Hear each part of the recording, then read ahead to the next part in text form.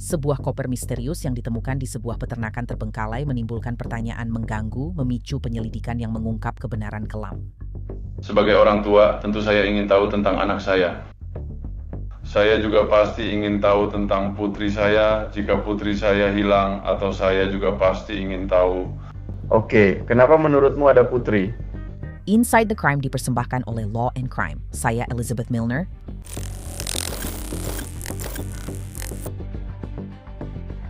Detektif segera sadar ini kasus pembunuhan. Tidak mungkin tubuh wanita dimasukkan ke koper begitu saja.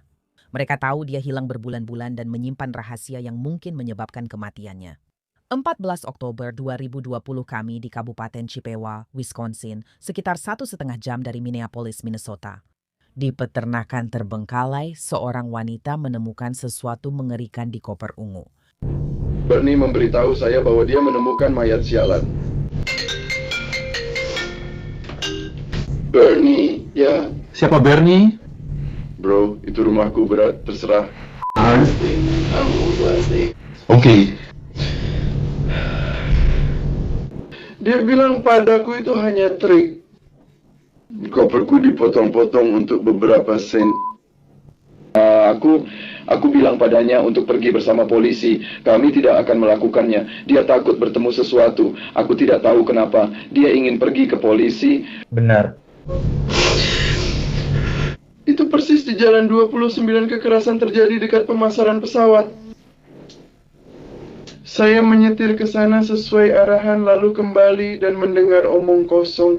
Saya pikir, oh ini tikungan terakhir, ayo. Ada benda ungu ini, koper tergeletak di sana di tengah-tengah tempat yang sepi. Pada dasarnya, itu tidak pada tempatnya, itu tidak seharusnya ada di sana. Benar? Sepertinya begitu. Itu tertutup darah, seperti coklat tua. Oh, darah. Saya tidak tahu. Dia baru saja melewati itu di bagian mengemudi, lalu naik berbalik arah. Lalu kami pergi. Dia ingin keluar, dia harus ke kamar mandi untuk buang air kecil. Aku berteriak padanya. Aku cuma ingin keluar dari sana. Tempat itu benar-benar menyeramkan, kan? Menurutku begitu. Dia bilang ke aku, ada seperti terowongan bawah tanah di gudang-gudangnya dan semacamnya. Aku nggak tahu. Kapan ini terjadi? Kami pergi ke sana sekitar 2 minggu yang lalu. 2 minggu yang lalu mungkin. Ya, sepertinya dia menemukannya seminggu sebelumnya.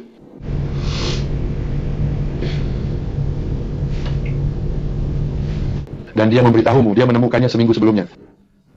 Ya, dia bilang begitu. Jadi dia tidak melakukannya. Apakah dia bilang cara menemukannya? Dia bilang dia kenal petani yang menggarap tanah di sana. Dan dia hanya berkeliling mencuri barang-barang dari kandang sapi. Dia kembali ke sana lalu menyadari itu tidak pada tempatnya, seperti yang saya bilang, seperti tidak seharusnya ada di sana. Rasa penasarannya muncul dan dia mendekatinya. Dia seperti menendangnya. Itu sebuah koper dan dia menariknya kembali, lalu dia melihatnya menggelembung di sini. Bro, saya tidak tahu. Seperti tubuhnya sedang membusuk. Kecurigaan McKinsey terbukti benar, tubuh itu sudah lama di sana. Korban belum banyak diketahui, tapi pejabat memastikan ini kasus pembunuhan. Berikut informasi yang ada saat itu. Perempuan tak dikenal itu berambut hitam panjang, mengenakan celana stretch dan kaos hitam. Kabarnya di depan kaos tertulis restoran dan pub Sprecher, tapi belum ada identifikasi positif. Minggu berikutnya, kasus orang tak dikenal itu disebut mengungkap nama korban kemungkinan Rosalie. Namun, tidak ada nama tengah atau nama belakang yang dicantumkan, begitu juga laporan tersebut tidak mencantumkan perkiraan usia, tinggi badan, berat badan, atau ras. Jadi para detektif masih memiliki sangat sedikit petunjuk untuk ditindaklanjuti.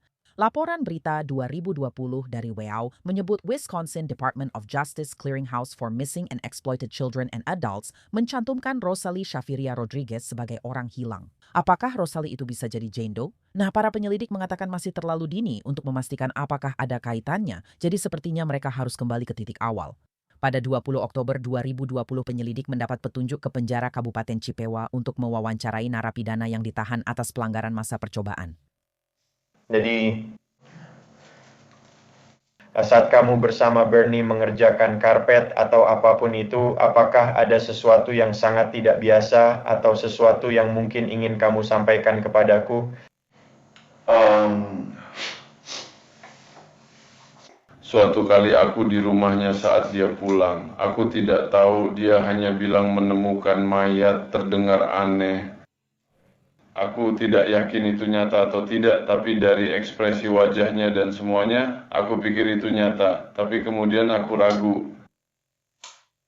Aku bilang ke dia, kalau kamu menemukan mayat atau semacamnya, sebaiknya beritahu seseorang. Karena kalau aku jadi orang tuamu, aku pasti ingin tahu kalau kamu tahu, kalau aku punya anak yang entah di mana kamu tahu.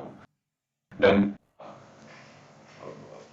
aku pasti ingin tahu karena kamu tahu. Jadi ketika kamu menemukannya, kamu tahu, aku pasti ingin tahu. Dan memberikan pemakaman umum untuk mereka. Itu saja yang aku katakan.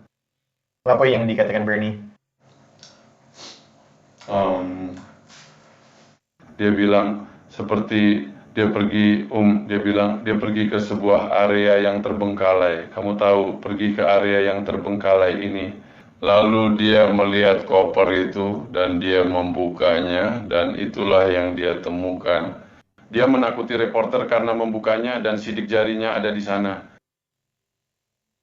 Dia bingung harus apa, jadi aku bilang kalau memang tidak melakukannya, setidaknya laporkan.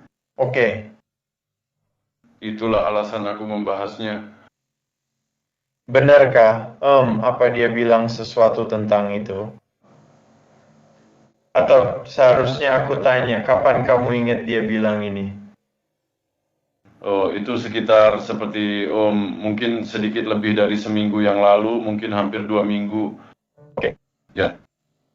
Sudah berapa kali orang bilang padamu mereka pernah menemukan mayat? Itu hanya sekali. Oke, baiklah, silakan lanjutkan. Tapi sebenarnya aku benar-benar, kamu tahu, aku benar-benar tidak mau. Kamu tahu, terlibat. Aku benar-benar tidak mau ada urusan dengan itu karena aku juga takut pada diriku sendiri, karena aku belum pernah mendengar hal seperti itu sebelumnya. Tapi aku bilang ke dia untuk melapor, kalau itu benar-benar nyata, kamu tahu, kalau yang nyata itu dilaporkan. Aku ingin melihatnya, aku ingin mendekatinya, tapi aku tidak mau ada urusan dengan itu. Itu saja yang aku katakan. Oke, kamu pernah dengar sesuatu di berita? Oke? Jadi,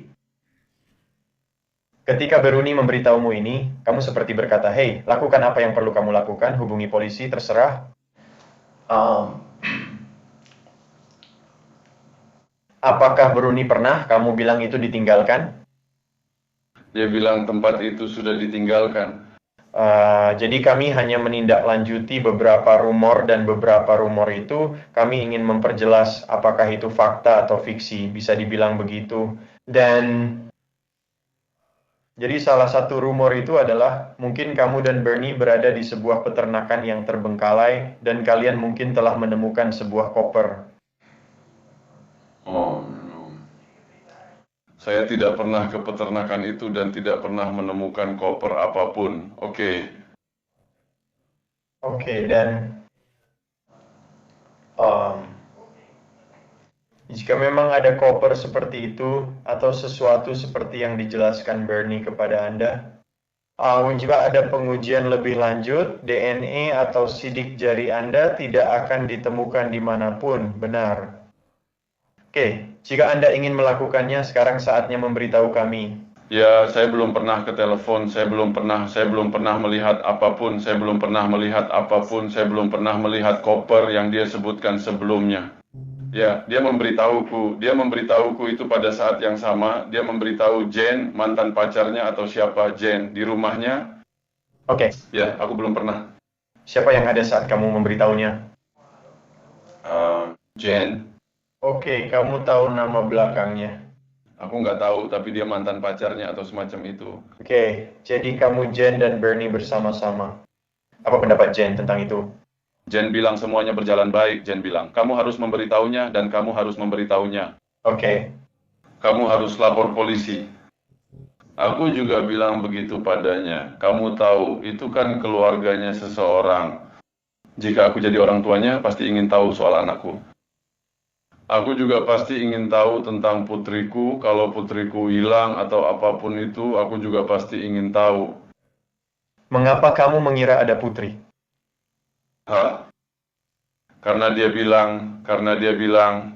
memberitahuku, dia pikir itu seorang gadis kecil.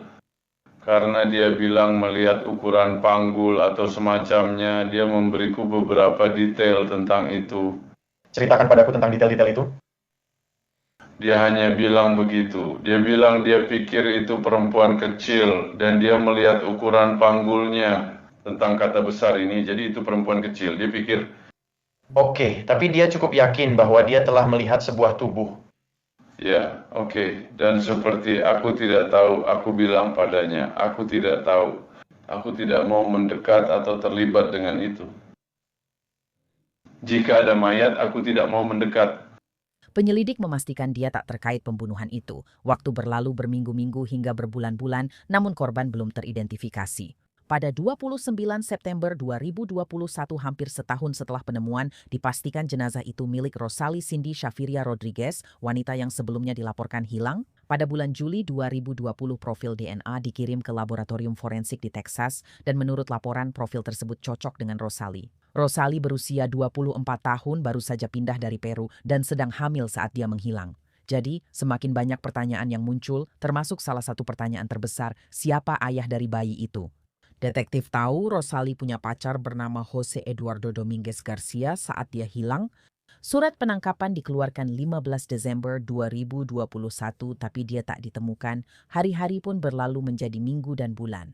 Lalu, pada tanggal 23 November 2023, petugas memberhentikan seorang pengemudi yang tidak curiga karena berada di dalam kendaraan dengan plat nomor curian ratusan mil jauhnya di Missouri. Trik-trik satu dari itu. Jadi kamu bilang membeli dari dia saat plat nomor itu masih terpasang.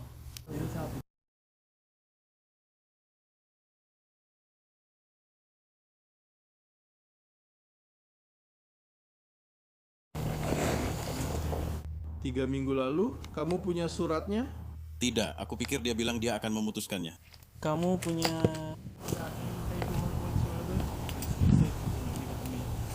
Sesuatu terjadi.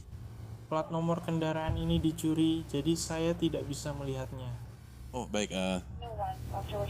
Alasan kami menghubungi Anda karena plat nomor itu terdaftar barang curian. Apakah Anda punya dokumen mobilnya? Saya tidak punya dokumen tentang itu. Oke, kapan Anda mendapatkan mobil itu? Ya, Kapan Anda mendapatkannya? sekitar 2 atau 3 minggu. Itu tidak cocok dengan nama idenya.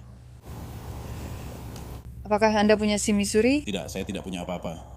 Oke, ada orang lain? Saya bisa keluar. Kalau kalian mau lihat, silakan saja. Saya punya 3 yang berbeda. Permisi, maaf. Oh, you're good.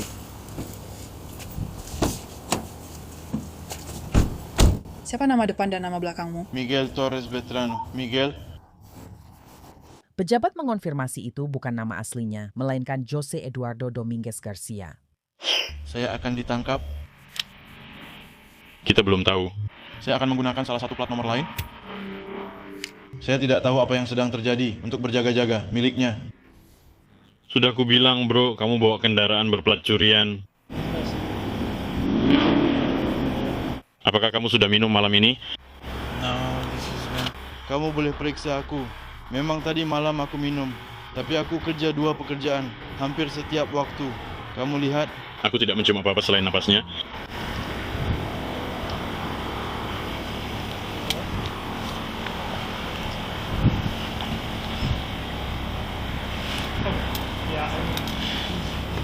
Oke, jalan terus, tetap jalan, keluar.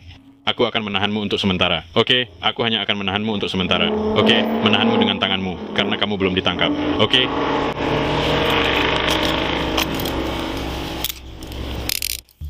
Sebelum kamu menangkapku, Kami bisa memberimu kesempatan menelpon sebentar lagi. Oke. Nika memiliki dewan daerah dan kantor tanggap kota.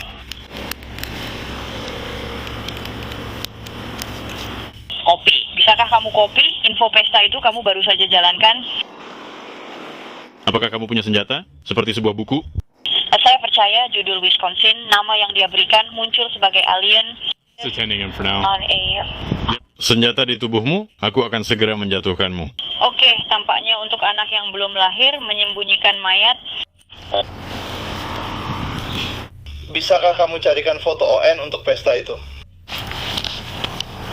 Salen. Ini hanya ponselmu saja. Aku akan memasukkanmu ke dalam mobil, oke?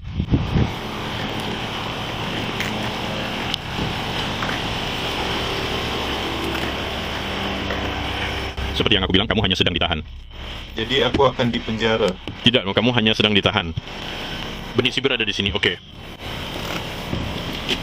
Tapi bisa... Saya menelepon. Sebentar saja. Jose didakwa dengan pembunuhan tingkat 1 yang disengaja. Pembunuhan tingkat 1 yang disengaja terhadap anak yang belum lahir ditambah menyembunyikan mayat. Dia ditahan di pusat penahanan Clay County di Missouri sebelum diekstradisi kembali ke Wisconsin. Kasus ini tak pernah dibawa ke juri. Pada 8 Januari 2025, Jose mengajukan permohonan tanpa keberatan atas tuduhan pembunuhan tingkat 1. Pada 2 Mei tahun itu, dia kembali ke sidang pengadilan Chippewa County untuk mendengar vonis setelah jaksa memaparkan lebih banyak fakta kasus, termasuk penyebab kematiannya. Di sini kita kehilangan 2 nyawa, bukan 1 saja. Seorang ibu dan anaknya yang belum lahir. Kedua orang tersebut kehilangan nyawa di tangan terdakwa. Tidak bisa. Tidak ada hal yang lebih buruk yang bisa terjadi pada seseorang selain nyawanya diambil darinya. Dan jelas kehilangan anak yang belum lahir di tangan orang lain juga sangat menghancurkan. Ketika saya melihat karakter terdakwa, saya rasa terlalu sering kita melihatnya dan mencoba mencari karakter terdakwa melalui riwayat kriminal mereka. Dan apa yang dikatakan oleh Kompas kepada kita seolah-olah itu adalah penentu utama karakter seseorang, yaitu riwayat kriminal mereka. Dan apa yang dikatakan oleh Kompas kepada kita.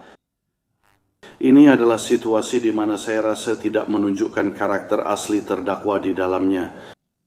Kita punya situasi di sini di mana terdakwa tidak berusaha membantu korban. Wantak ada indikasi bahwa ada bantuan yang diberikan kepada korban atau upaya perawatan medis atau apapun yang dilakukan untuk memastikan semua opsi diambil agar korban bisa dirawat, bukan hanya dibuang begitu saja seperti yang disebutkan.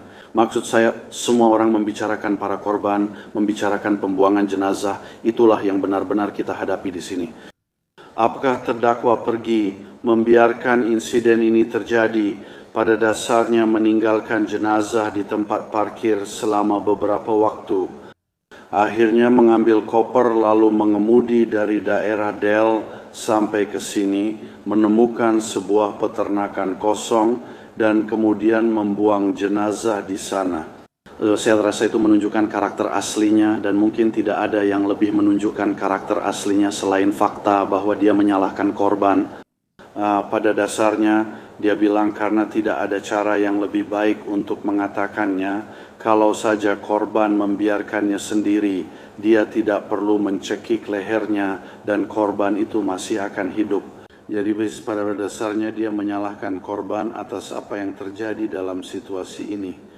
Jose berkata, hanya sedikit sebelum hakim menjatuhkan hukuman. Saya ingin sekali berbicara kepada pengadilan tentang hal ini. Dan saya membaca pernyataan dari keluarga, dan saya memperhatikan semuanya, dan saya ingin mengatakan kepada Ibu Rosali bahwa semuanya telah terjadi pada 2 Juli jam 13.30. Saya tahu pengadilan tidak akan mengubah apapun alasannya. Mereka tetap pada pendapatnya. Tapi saya di sini dan saya akan menerima hukuman. Dan saya benar-benar merasa kasihan pada keluarga itu. Saya ingin memberitahu mereka bahwa saya sangat menyesal dan saya rasa itu saja. Dan meskipun pembelaan meminta hukuman yang lebih ringan, hakim tetap memiliki keputusan akhir. Kejahatan itu tak terlukiskan. Dan dampak dari kejahatan itu tentu saja sedang dirasakan. Kini hampir 5 tahun setelah kejadian itu, dampaknya akan dirasakan semua orang seumur hidup. Putri Anda, Putri Rosali. Saya harus mempertimbangkan karakteristik Anda.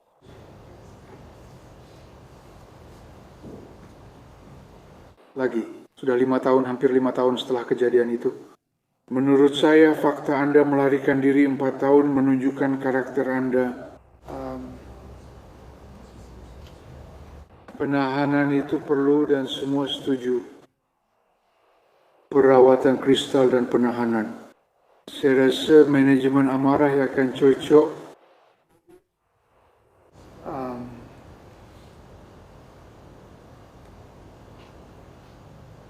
Dan saya harus membahas ini, tapi hanya sekilas saja. Pertimbangkan masa percobaan. Saya benar-benar menghargai keseriusan pelanggaran ini.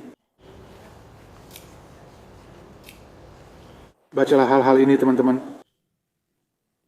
Mereka datang, pernyataan dampak, dan saya mengerti kekhawatiran ayah dan saudara perempuannya. Bagaimana Anda memberitahu seorang anak berusia 9 tahun bahwa ibunya dibunuh? Bagaimana Anda memberitahu anak berusia 9 tahun bahwa ibunya tidak akan kembali? Saya tidak punya jawaban untuk itu.